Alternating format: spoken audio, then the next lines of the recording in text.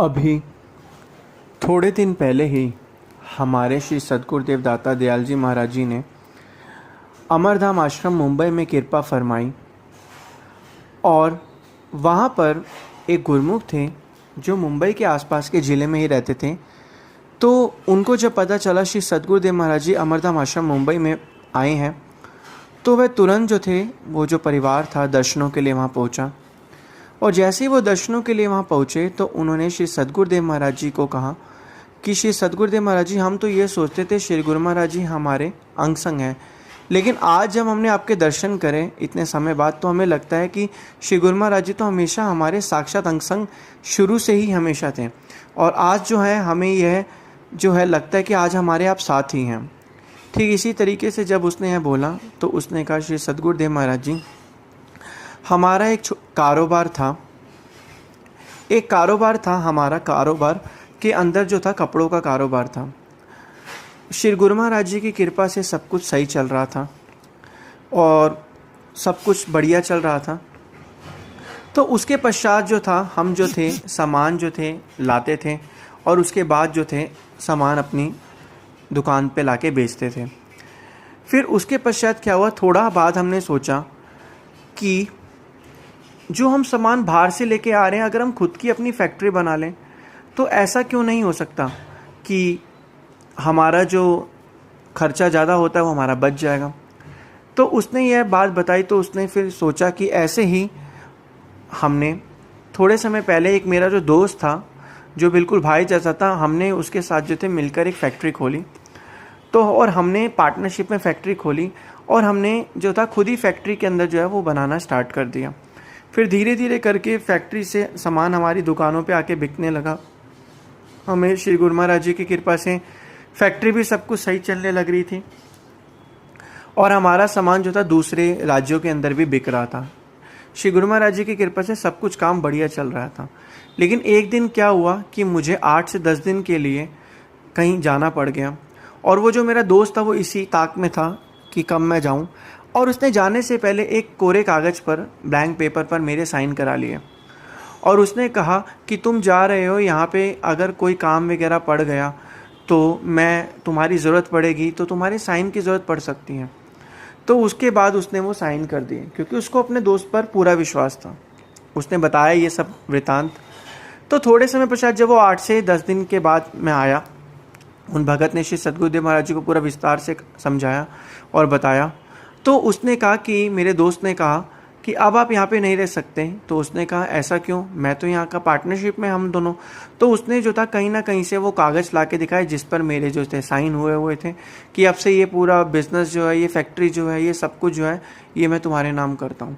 तो उसने धोखे से ऐसे मुझसे साइन करवा लिया और उसी समय मैं जो था चिंता घबराहट में आ गया, मेरे पैर के नीचे से ज़मीन चली गई और चिंता में मन आने लगा। और इतना जो कर्जा लिया था तो उसको चुकाने के लिए मुझे अपना घर भी बेचना पड़ गया।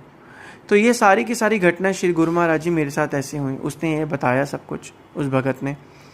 फिर उसके बाद क्या हुआ, जब ये चीज़ें हुई, अब मैं कोर्ट में भी क्या कहता।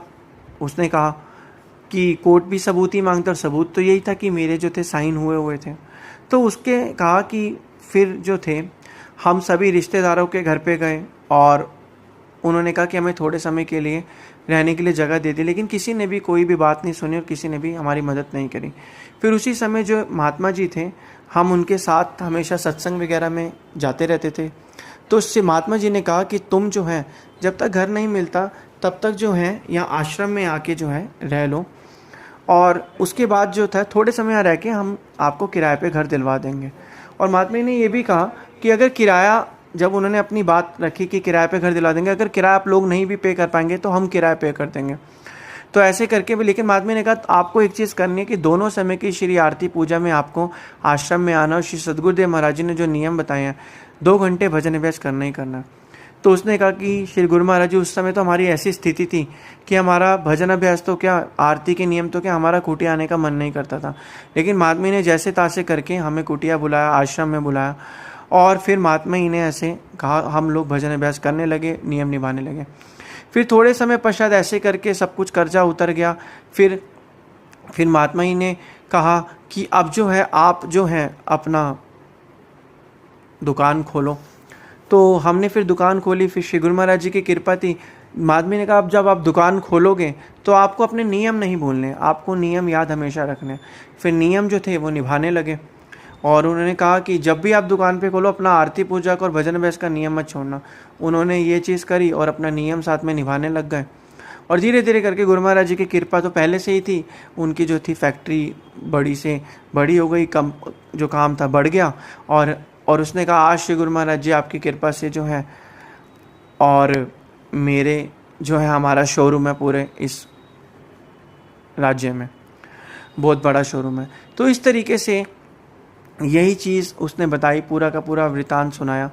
तो उसने कहा कि उस टाइम में महात्मा जी ने हमें कहा कि आप जो हैं आप नियमों को मत छोड़ना।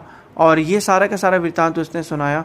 और आज जो है श्री गुरु महाराज की कृपा से हमारा सिचुएशन जो थी पहले से बिल्कुल ठीक हो गई है।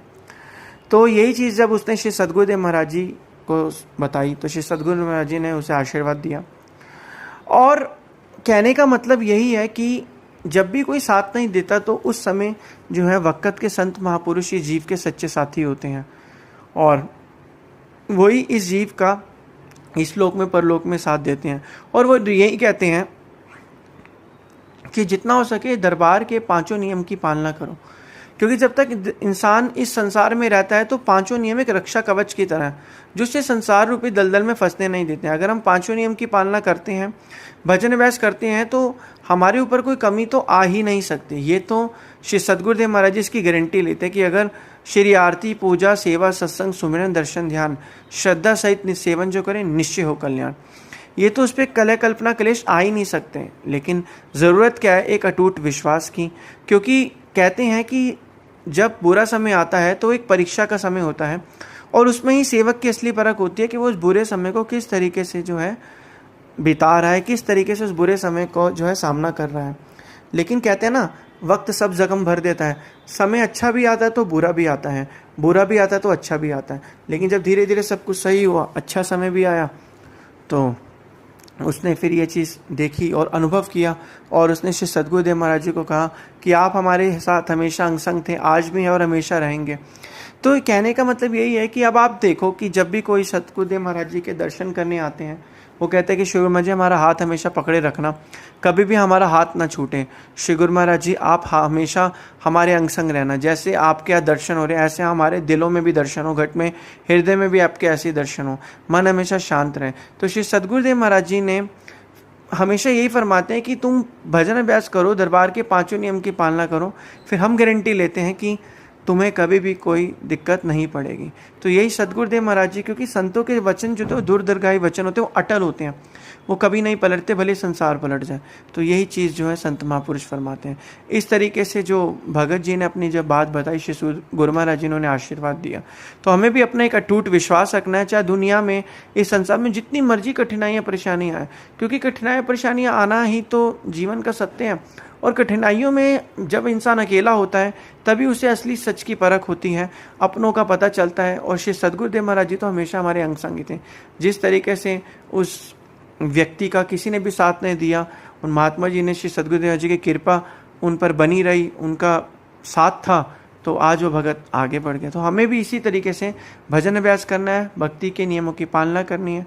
जितना हम ये करेंगे हमारा मन तो शांत रहेगा, क्योंकि शांत मन रह के हम इन सभी चीज़ों की ज़िंदगी को जी पाएंगे। तो यही करना है।